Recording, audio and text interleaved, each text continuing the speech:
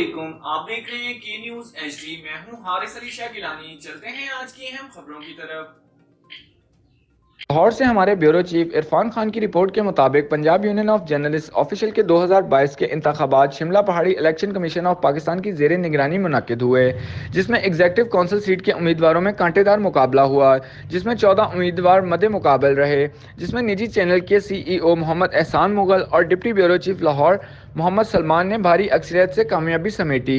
मोहम्मद एहसान मुगल ने 564 वोट लेकर तमाम उम्मीदवारों में दूसरे नंबर पर रहे, जबकि मलिक मोहम्मद सलमान ने 584 वोट हासिल किए और पहले नंबर पर विराजमान हुए।